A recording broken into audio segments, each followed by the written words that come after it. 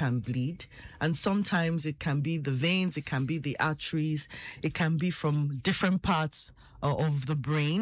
And there are all kinds of names for that you might hear. The important thing from the perspective of our listeners is to understand that blood in the brain that is not in a vessel is a bad thing. All right. So I need you to give me some common scenarios now, because a lot of times you see people engaging in sports, right? Yes.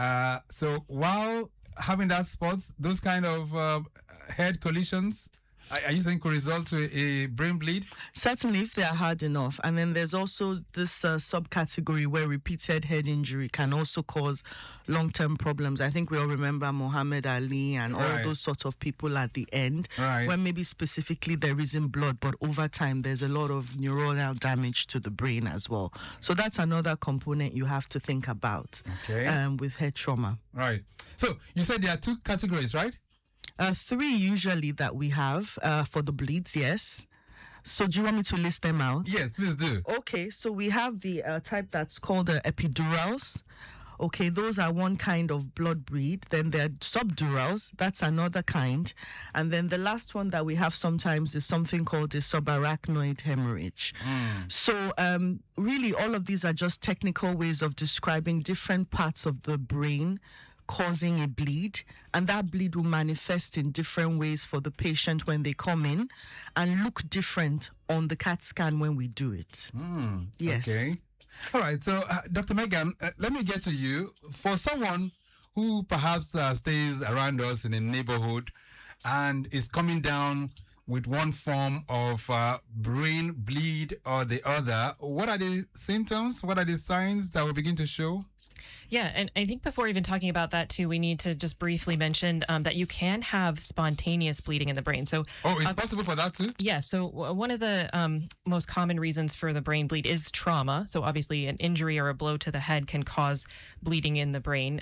But for people who have long-standing high blood pressure and other certain medical conditions where the blood vessels are prone to bleeding, or they're on a medication that makes their blood thin and not prone to clotting, those can cause bleeding as well too. So you can have both traumatic intracerebral hemorrhage or brain bleeds and atraumatic brain bleeds as well too. So I think it's important to talk about both of them. But either way, the symptoms are fairly similar. Obviously, if you have known trauma, you know there's a history of trauma that has happened. But for spontaneous brain bleeds, those could happen at any time, particularly if you have the underlying conditions. But the things to really watch for are a sudden severe headache. Okay.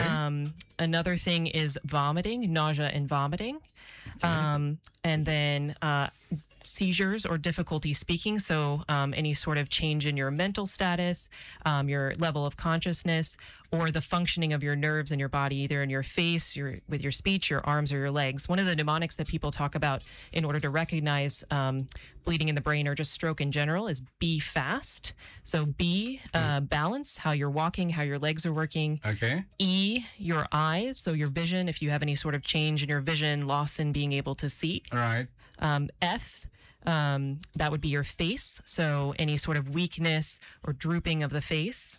Right. A, your arms, if your arms are weak and arms are not working as well as they should.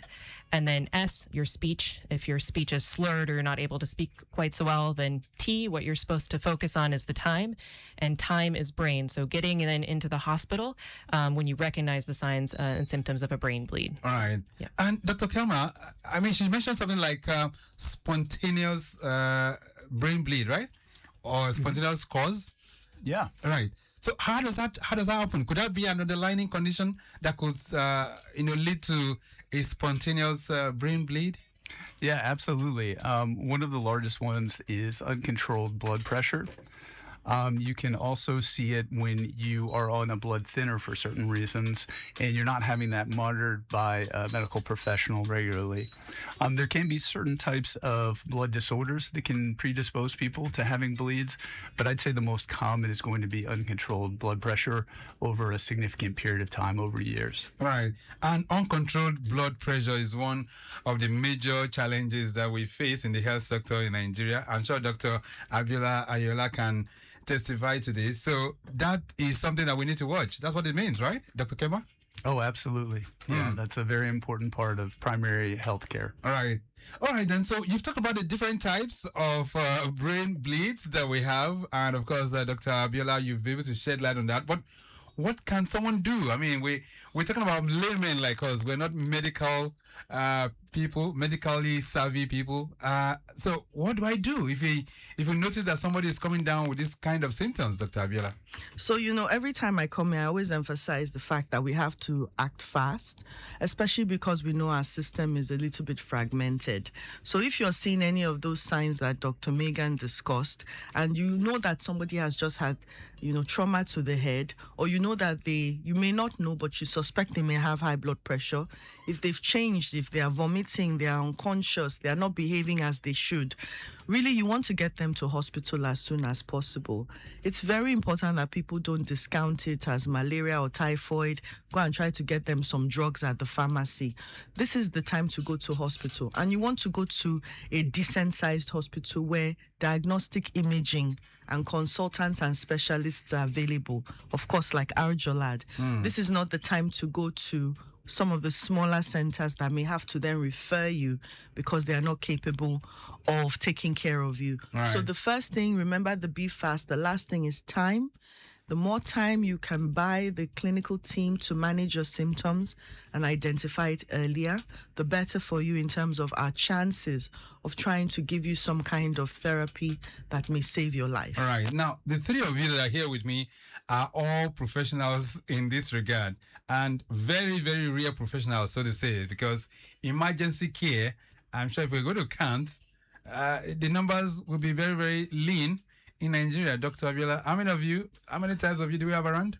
There are just 3 of us, but we are so happy. We just graduated 4 residents into senior registry. They just passed the first Part 1 exam in our faculty. Oh, good. So in 3 years' time, Nigeria should be producing our first batch of emergency physicians from our university. We're very happy. All But right. for now, just 3. All right. Let's find out what it looks like in America. Dr. Megan, you are from the school of... what do you got? The Perlman School of Emergency Medicine, right? Yeah, the Perlman School of Medicine at the University of Pennsylvania. And the emergency department is one department within that school, yes. And I understand that department has been on since 1984. So this is like 41 years now. We're one of the oldest residency programs in the country, yes. All right. So you have enough professionals there? We have several. Recently, the University of Pennsylvania just expanded the faculty. I think we have over 100 faculty now in emergency medicine across 4 different hospitals, and our residency program is quite large as well, too. I think we have over 50 residents in the program. It's a 4-year program. Massive indeed. And Dr. Kelma, on a daily basis, like how many people, do you attend to in terms of those that come in with one kind of emergency care or the other? So on a typical shift, we'll see somewhere around 24 people or so. It depends a lot on the day of the week, time of the day, things like that. Wow. So it's a very, very busy one indeed. Certainly can be, yeah. Okay, then. So, Dr. Abiola, let's get back to Arjolad now. So we're talking brain bleeds and the recipe that you guys are bringing on board. How is it like treating brain bleeds in Arjolad Hospital? It's a challenge, but we're trying to make sure that we garner our resources. So usually you would come in through our accident and emergency. A lot of times when we see these, actually, they're being brought from the roads and may not actually have many people around them. Bystanders bring them in. Families can bring them in. We try to get the story as best as we can, resolve all of the logistics so that we can get them to CAT scan. Really, CAT scan is the thing that is really going to be important, but that is obviously because before that, we have to make sure the patient is stable. We are not going to send somebody who's not breathing well or is gasping or may have issues with their heart, abnormal rhythms to CAT scan. So after stabilization and an initial check, we get you to the CAT scan.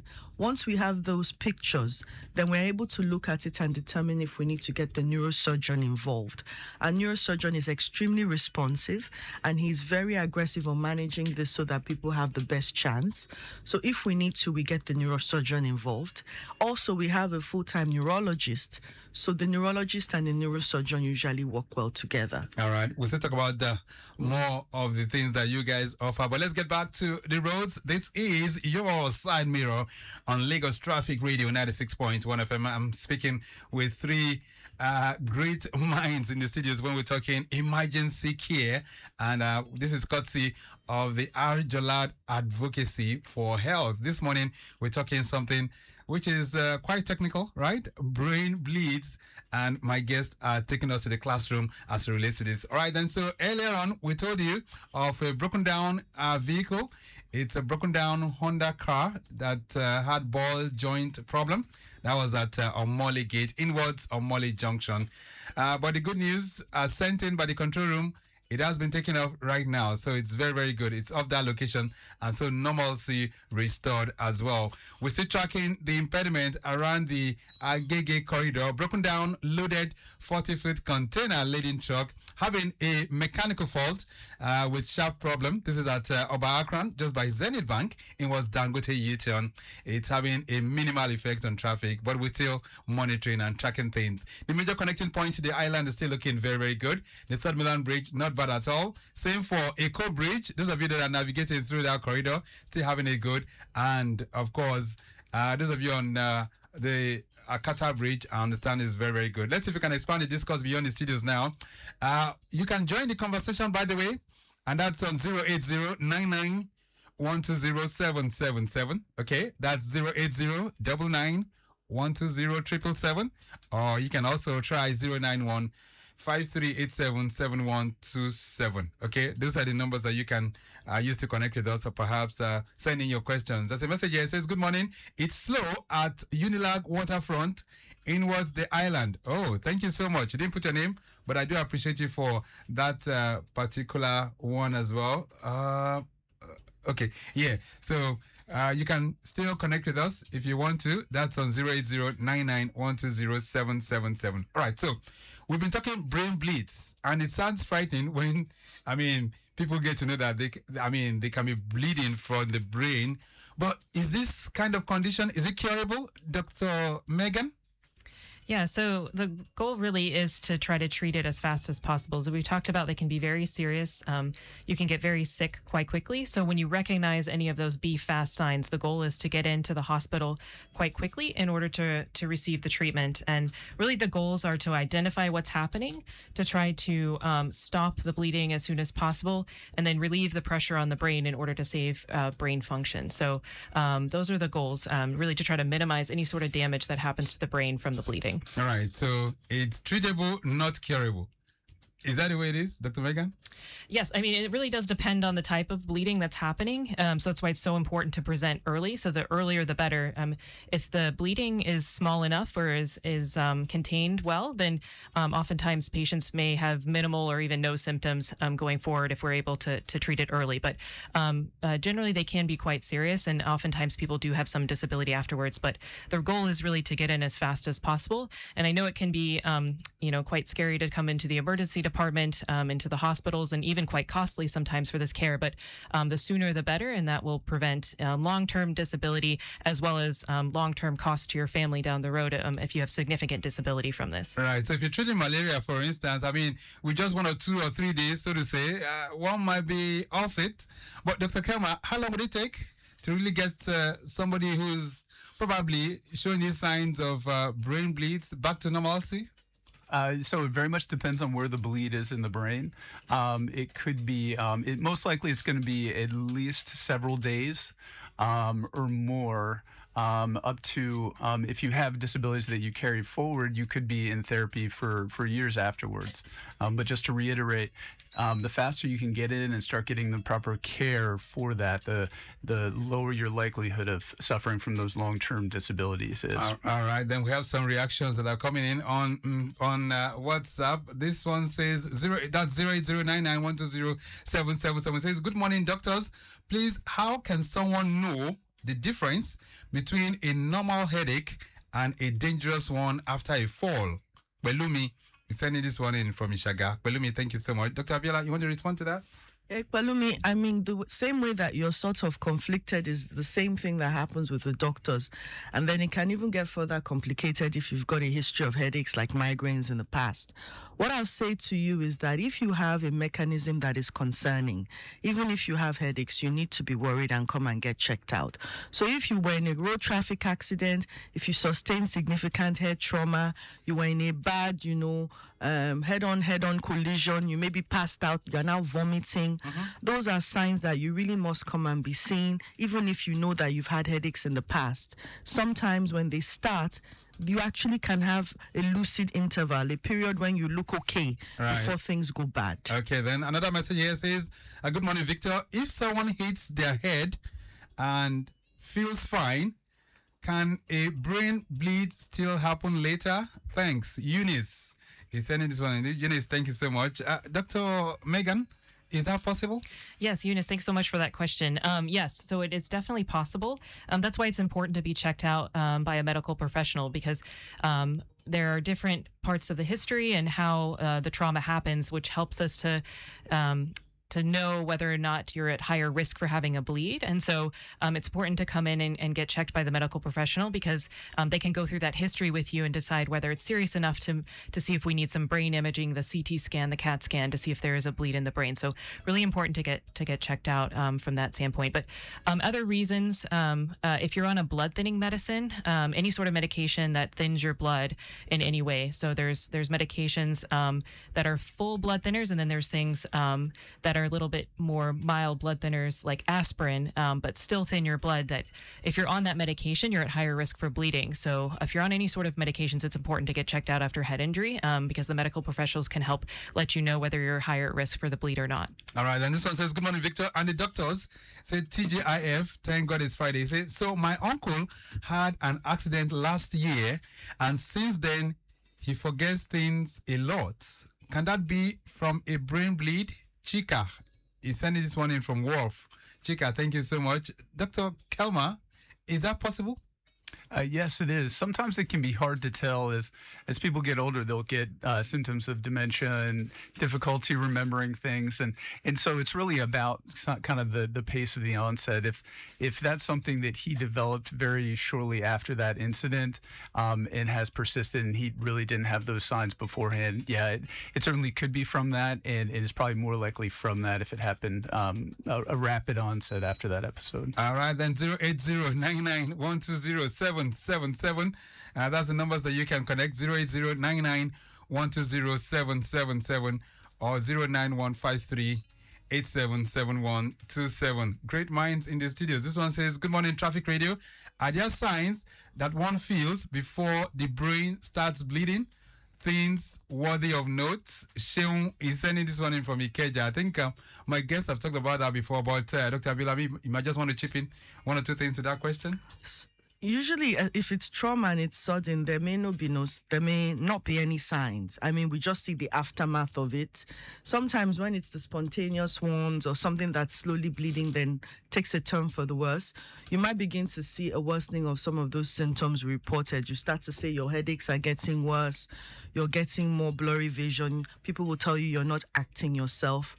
The point is that you really have to be very cautious.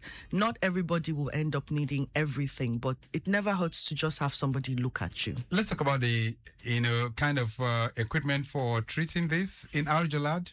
What do you have? So we have our emergency department where you'd probably first come in, and there you get your medical stabilization initially.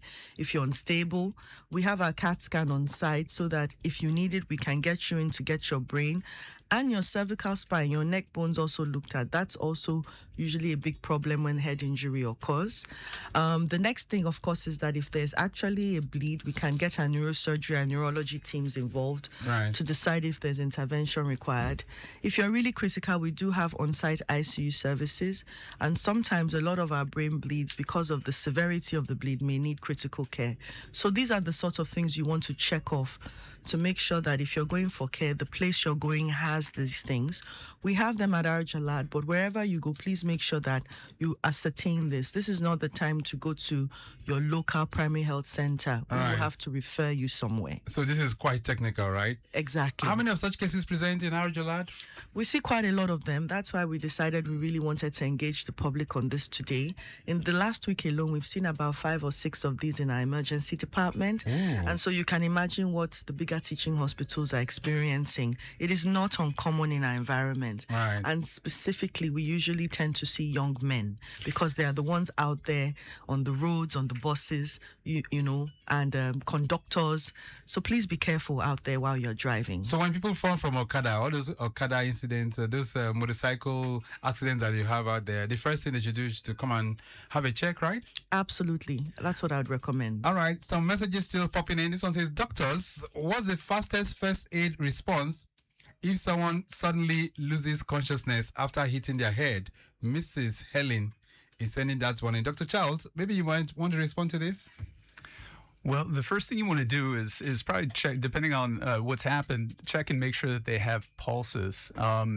If they don't have pulses, then you'll want to consider starting CPR, which is kind of a much larger discussion, and that would involve chest compressions and pushing on their chest. But if they do have pulses and they've passed out, really the most important thing is to get them to care as fast as possible. Okay. And get them to a hospital where they can be checked out and get an image of their head. All right. 08099120777. Gradually winding to the end of the program. For emergencies, like you said, Dr. Abiola, I mean, when things like that happen, people might not, since you might not be aware of it, and the likelihood of passers-by or people around taking you to the facility is going to be very, very high. What kind of information should they be armed with when coming to the hospital? So when they're coming to the hospital, and you're absolutely right, mostly it's passerbys that bring them in. They need to be able to give us a description of the scene of the accident. It's really important for us to understand the mechanism of the accident. How many cars were involved? Was this person the driver? Was their seatbelt on? Did their airbags deploy? Did they lose consciousness? Was there blood on the windscreen? This helps us to understand how bad the accident was. It's really important to let us know if the person had any kind of intoxicants on board. Are they drunk? Were they high? Because sometimes when they are drunk or high, they are still having a bleed, but we wouldn't pick it up because they won't be vomiting or moaning. You know, they're still drunk. So we actually get more worried with people who might have been drinking or people who might have some drugs on board, and we need to act a bit faster. So if you are bringing in your friend who was hit after a night at the bars, please let us know. There's no need to hide it. We are not judging. We just need to know that we need to move a bit quicker. So those are some of the things they need to let us know. If there were any other deaths at the scene, we want information on the severity of the accident. All right. This one says, good morning, everyone in the studios. I am Mrs. Williams. My son plays football a lot. Should I worry about repeated minor head knocks? Thank you. Okay. Mrs. Williams, thank you so much. Dr. Megan, should she be worried? Yeah, so there's been a lot more research that's been happening in this area recently. I still don't think we have all the information that we need, but there is concerning information that repeated head injury can be dangerous over time. And so it's very important to try to prevent that. So if you are in a profession or a sport that where you suffer repeated head injury, it's important to have the proper equipment and try to minimize the injury as much as possible. I will say, kind of going back to our discussion on road traffic accidents, the more you can wear helmets and using motorbikes and things like that, the more that we can prevent this injury from happening. So. All right, I'll just entertain one more question before we hand off the program. This one says, good morning, Victor. Please ask your guests, is a brain bleed possible without any accident? A non-accident brain bleed, so to say. You didn't put your name, but thank you so much for your question. Dr. Kelma, is that possible? Yes, it is. Yeah, that's absolutely a very major cause of brain bleeds. And like we talked about, it can happen, especially in people with high blood pressure for many years.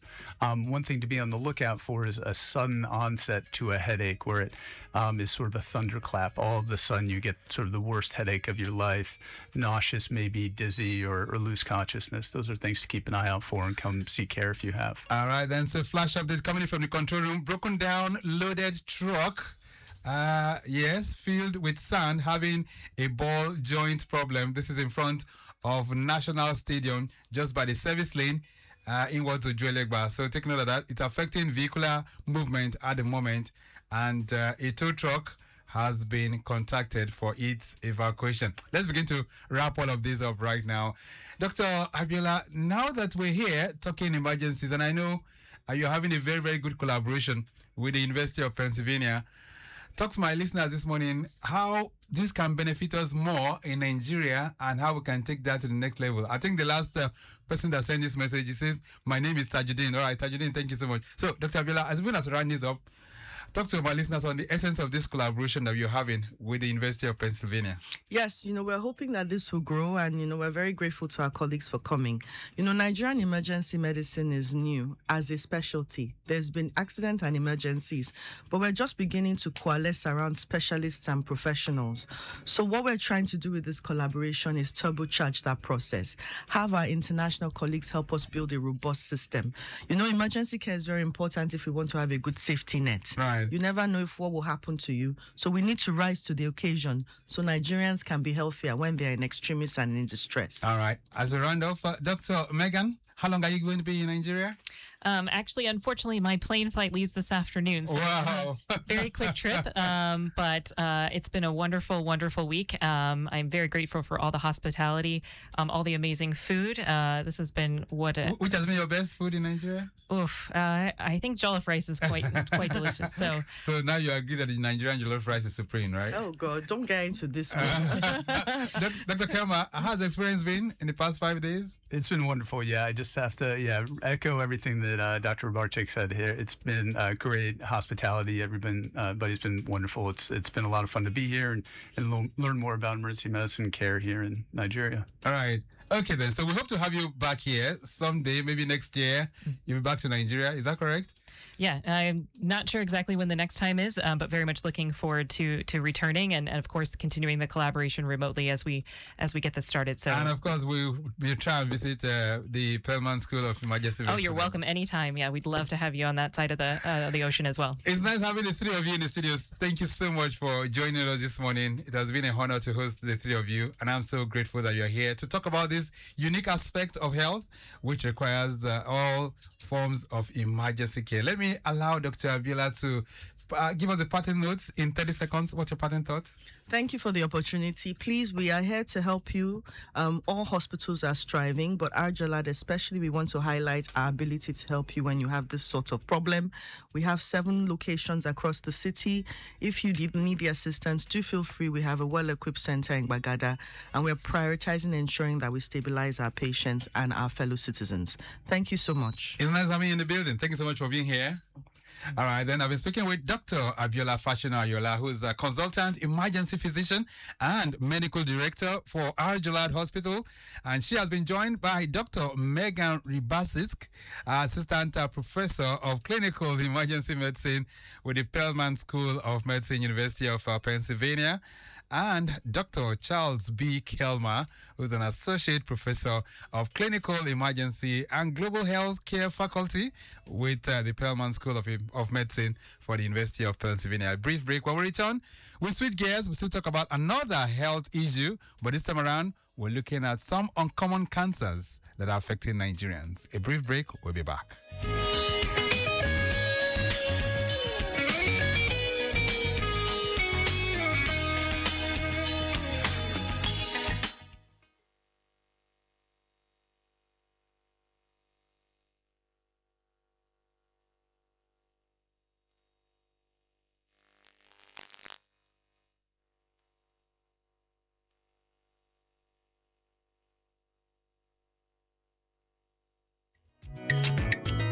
I am Dr. Tony Akboshiru Zaki of NTA Newmasquerade, Punto of Jimeji. Always look for signals to cross the road.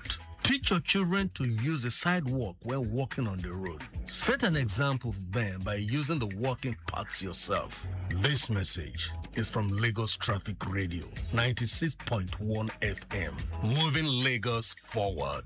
Oh, yeah, oh, yeah. Where my 100 naira now? Where they? Which kind of be this now? Soji, this one where they find 100 naira like saying millions. You better rest. Waiting go. What did I hear you talk so? Now 100 naira they talk about like that.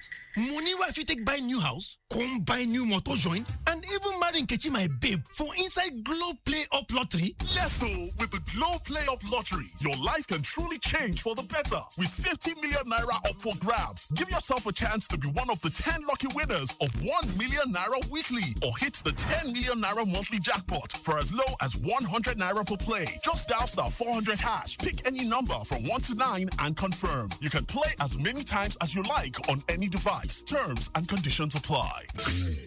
Unlimited.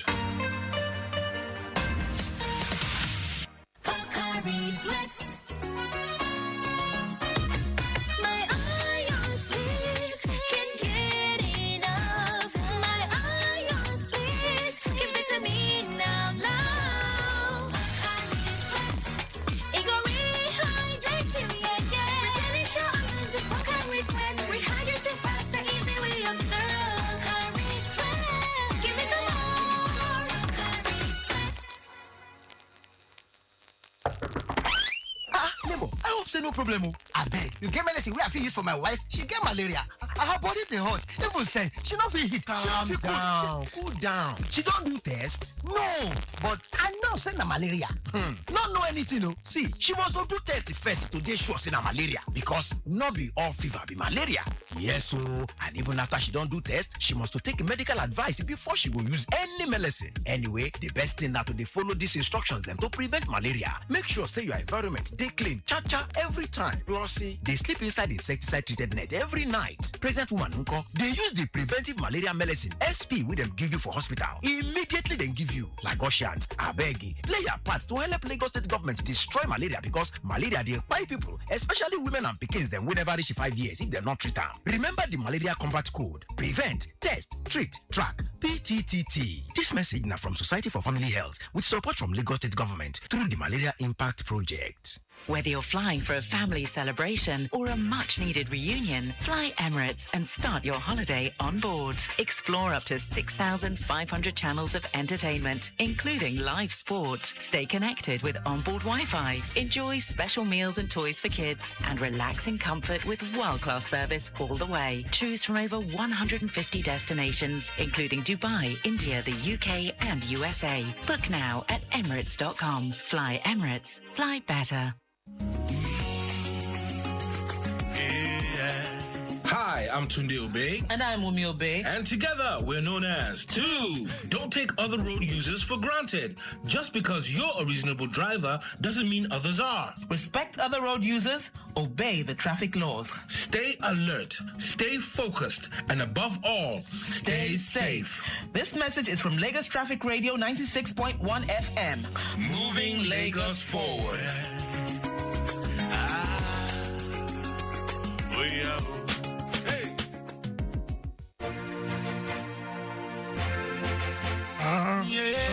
Really nice. I take it one. You wanna live long, you wanna stay strong. You wanna live long, stay strong.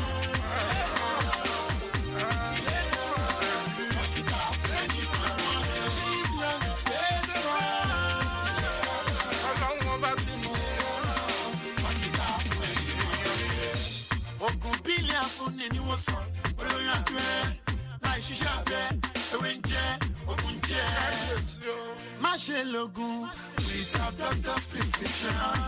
Montenman, all on doctor's attention. If you need solution, Montenman.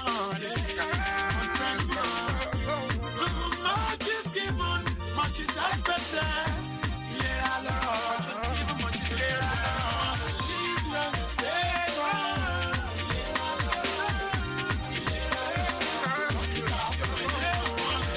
long, stay strong.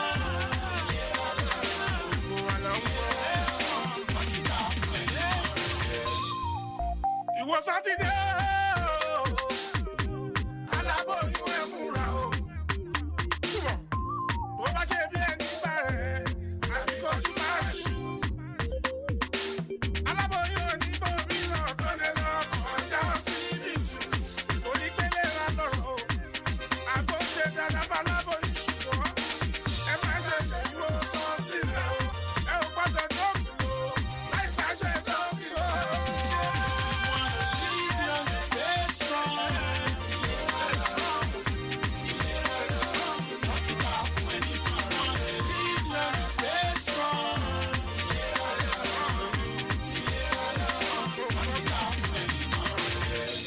ìmọ́tótó ló lè ṣẹ́gun àrùn gbogbo. Ẹ̀fọn tó gbòòrò adùn lọ́wọ́ àwọn tó rẹ̀rọ. Kẹ́kúlẹ̀ gbà kó sàbùn tó kó. Cleanliness is essential. Immortalize your potential. Understand the times and your initial. Mọ́tótó borí àrùn ọ̀lẹ́. Àṣẹ ní ká ṣe tọ́jú. Àyíká làbóyún àgbà. Bẹ̀rẹ̀ láboyún ẹ̀fọ́ wọ́wọ́. Ẹ jẹ́ ká ṣe tọ́jú àyíká làbóyún. You wanna live long and stay strong.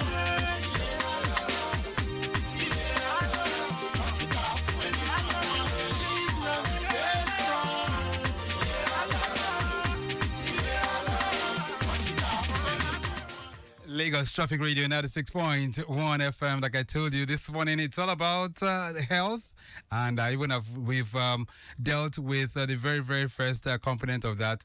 We're going to be touching base with another aspect of our health, which needs to be focused on, and we're talking cancers this morning. But before then, let's get back to the roads. We did tell you that around the Oba Akran corridor, there's a broken down articulated vehicle there, and it's receiving attention. We'll definitely get back to that one. Some of you are sending messages to say that Unilag Waterfront inwards the island is slow. Okay, nothing unusual. Control room says it's just a high influx that we have at that particular end. Let's switch gears now. We're going to be touching base with something, but of course we're serving you more helpings as they come in from time to time.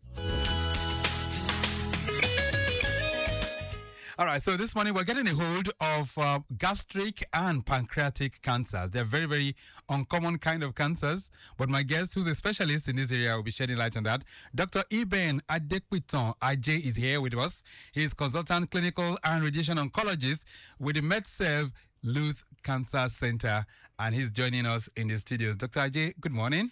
Good morning, everyone. Good morning, Lagos. And you're welcome back to the program. Thank you. All right, so we're talking gastric and pancreatic cancers, right? Yeah. This is the month of November, and I'm wondering why we're talking about this. Last month, we were dwelling on breast cancers and the likes. Now we're talking gastric and pancreatic cancers, right? Yeah. Is there anything that's attached to this month while we're talking about it? Okay, so gastric and pancreatic cancers are very lethal cancers.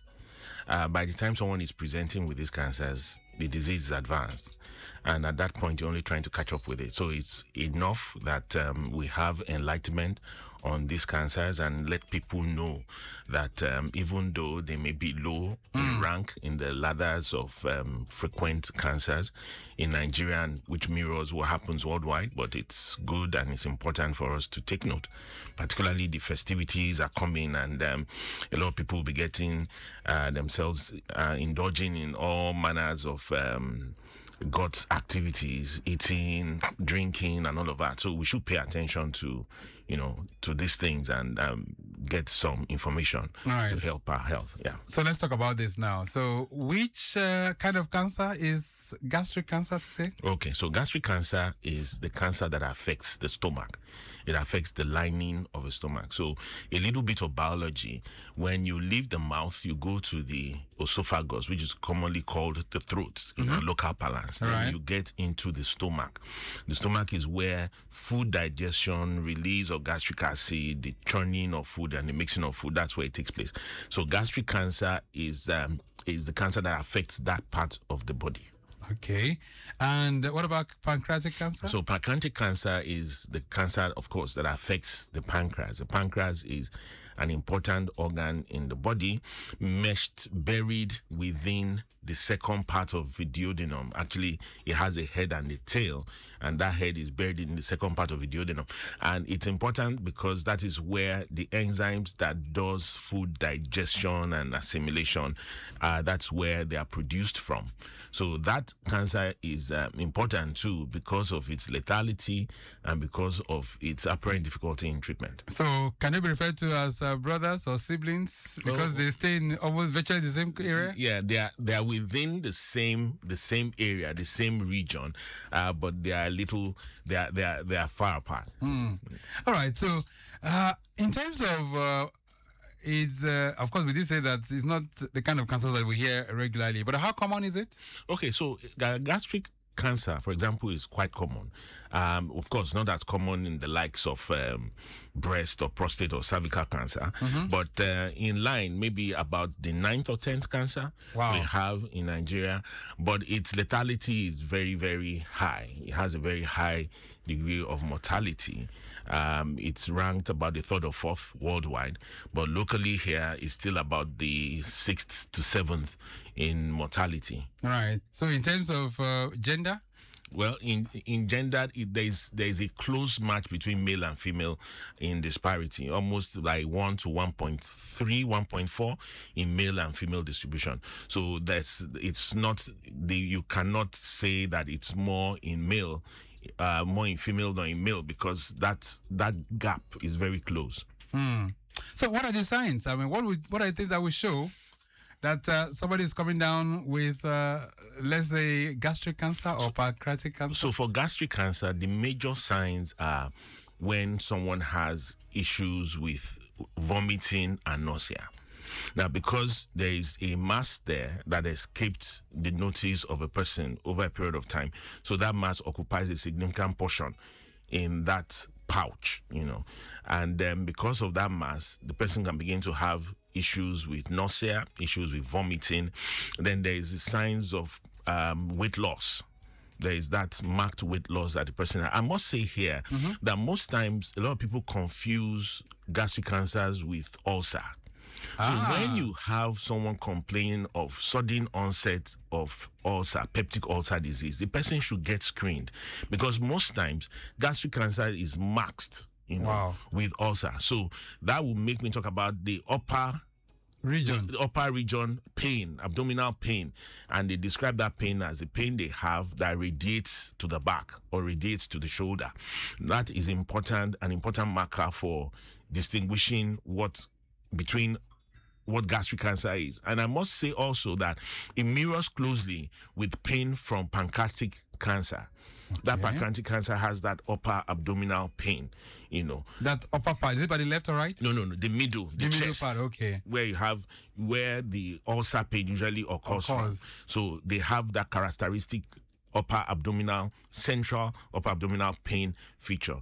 So other features would be features that are associated with advanced disease, where you have metastasis to other organs, the liver, the bone, the spine, and they could manifest as such. All right, so the likelihood of people mixing this up is very, very high, you said. Yes, it is. Confusing it for just ulcer. Ulcer, yeah. Once you're having this kind of recurrent pains, then one needs to do some kind of checks, right? Yes. What are the risk factors for gastric and pancreatic cancer? Okay, so for gastric CA, there is chronic irritation. That chronic irritation could get into a spectrum of irritation and healing, then the change of those underlying cells, then finally get into cancer cells.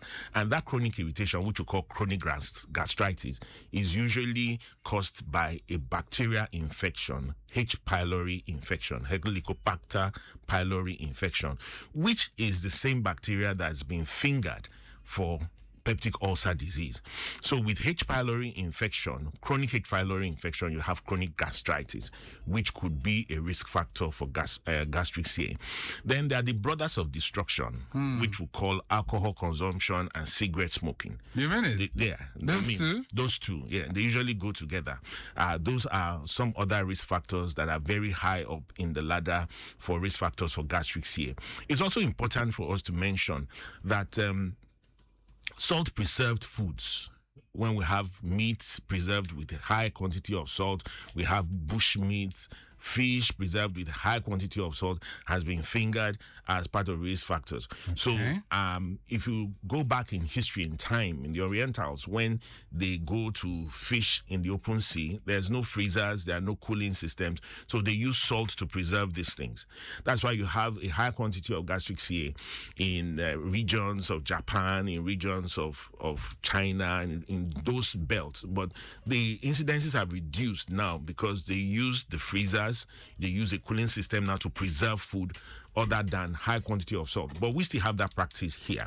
It's also important for us to mention that there is some genetic mix in the whole part of its etiology that it may run in some families. Okay, so you could have some history of this kind of cancers in certain families? Yes. Responsible? Yes, you could have those history in certain families that could be responsible for it. All right, so how are gastric and pancreatic cancers, how are they diagnosed? And of course, what are the treatment options? Okay, so let me mention screening first for each of them. So you could do an endoscopy, which is part of upper GI endoscopy, or a barium swallow test, or a barium testing. Now, this would help to screen. So I would advise that when somebody presents with repeated symptoms of ulcer, please go and do an endoscopy. Go to a hospital, come to Luth, run an endoscopy. Then we can really see what is going on within your tummy, within your stomach. There are tumor markers also to run when you have such symptoms. There is the CA19-9, which is more, which is specific, closely specific for the pancreas. So you find an elevation most times, high elevation most times in CA19-9 for pancreatic CA. Other investigations, the chest CT imaging, basically abdominal imaging, high resolution imaging would also help. But central to all of this is the fact that that I have an advocacy for a yearly checkup. Before you spend money for your birthday, do a medical check. As a part of the things that you could do a medical check. All right. Yeah. Lagos Traffic Radio 96.1 FM 08099120777. This morning on the program, we're looking at some unusual kinds of cancers and what we need to focus on, right? We're talking pancreatic and, of course, gastric cancer. Let's see if we can take this call that's coming in. Hello there. Good morning. Yeah, good morning. All right. What's your name?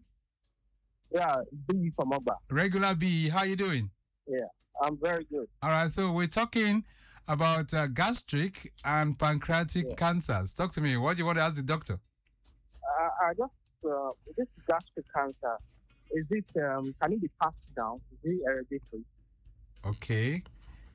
Is gastric cancer hereditary? I have a parent who had it, so I want to know if it is unlike some other cancers that can pass down. Okay, doctor. Okay, Mr. B, thank you for the question. Yes, it can be passed down. It's part of a conglomerate. It's part of a cluster of cancers that are associated with some certain some syndromes, and being part of that syndrome, it can be passed down. Although the likelihood are very slim, between 1 to 5%. But I mean, it's still significant. It can be passed down. There are some other symptoms, other syndromes, I won't bother you with technicalities, that can run an autosomal dominant inheritance pattern that can be passed down from parent to child. So yes, it can be passed down. All right, this one says, good morning, Victor. Can constant indigestion really be a warning sign, or is it just overthinking? Body Bamidele is sending that for it. Okay, so indigestion is a very broad term, very broad term. So what people usually call indigestion is some could mean it to be constipation, some could mean to be having bloating. So if it is constipation, some people have slow bowel movement, but the ideal thing is that you should move your bowel every day. When you take in, it's like taking something in and not passing it out. It's not safe. Fecal matter is not safe. So you should build or develop an attitude from now to move your bowel on a daily basis. However, when you have constipation alternating with diarrhea, that is when you should begin to get worried. But that happens with colon or colorectal CA, but not gastric. Okay. This one says, Doctor, is it true that pancreatic cancer is usually discovered late? Why is that? So, Ibrahim. Okay. So, pancreatic cancer, as I said earlier, by the time you're diagnosing pancreatic cancer and the symptoms are florid, it's already late. So, it's usually diagnosed late. Why is that so? Because it's a very subtle disease. It goes most times unnoticed, and by the time the patient is coming down with florid signs, jaundice, florid signs of abdominal swelling, florid signs of yellowness of the eye, yellowness of urine, it's already metastatic. So usually those who are privileged to pick it at an early disease are those who engage in regular screening, regular examinations, medical examinations. Then the imaging, the MRI can pick up a lesion there, and it can quickly be taken out. All right. Lagos Traffic Radio 96.1 FM 08099120777. You might want to ask the doctor one or two questions. We're talking gastric and pancreatic cancers. You might want to feel free to join the conversation as well. This one says, if someone loses weight suddenly without dieting, should they get checked? You didn't put your name, but thank you. Yes, I mean, it's a red flag. Weight loss, abrupt weight loss, sudden weight loss without any form of dieting or exercise is a red flag. You should get checked. All right. This one says, good morning, doctor.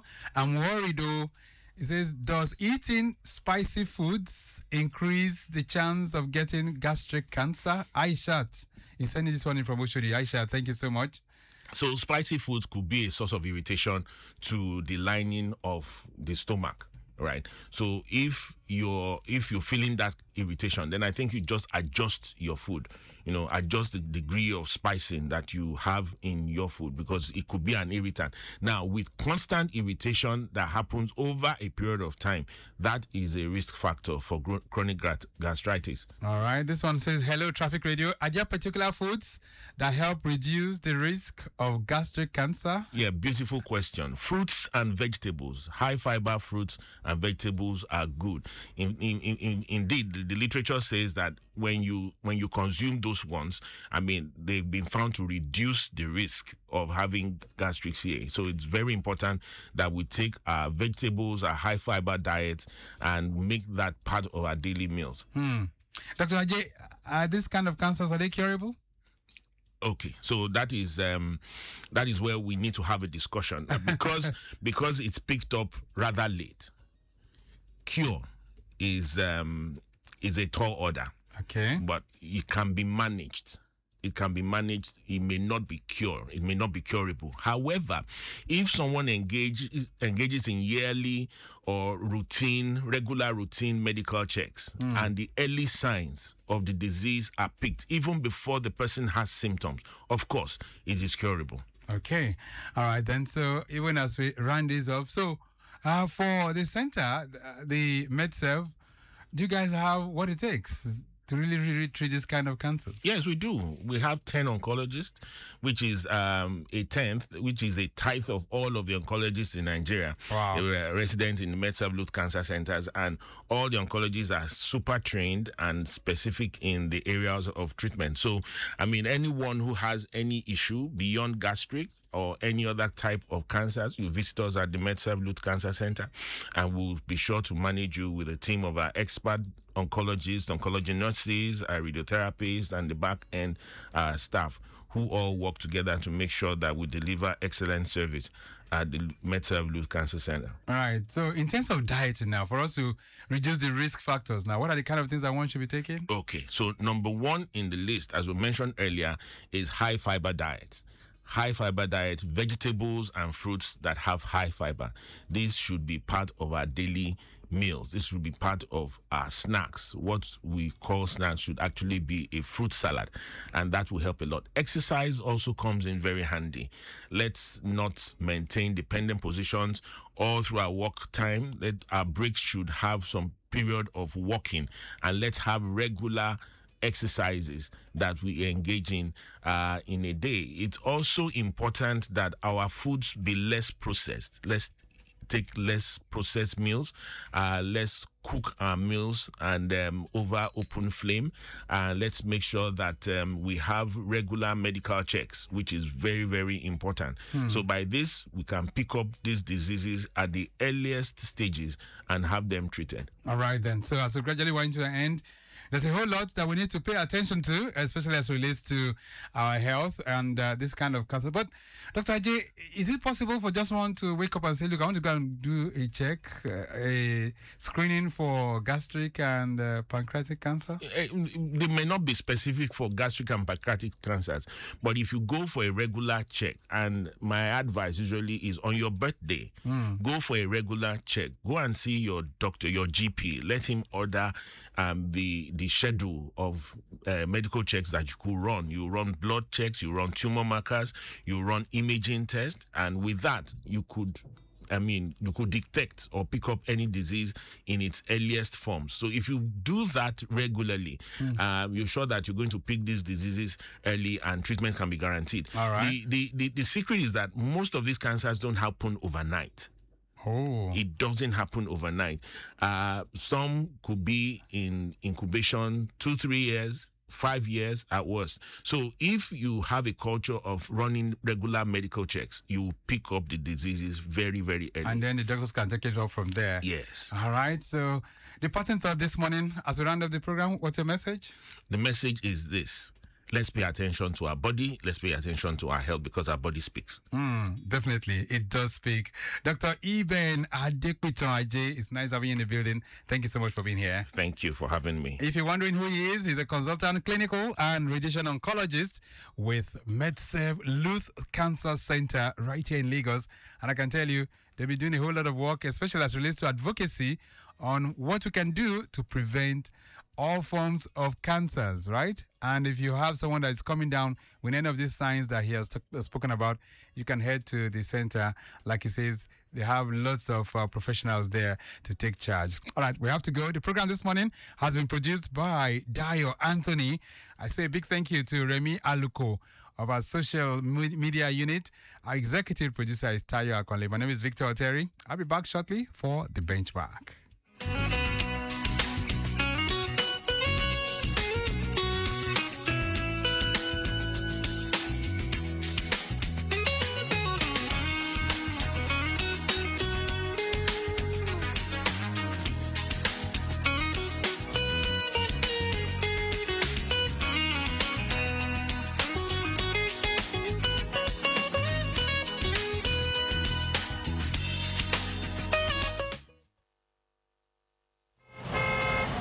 Have you ever been stuck in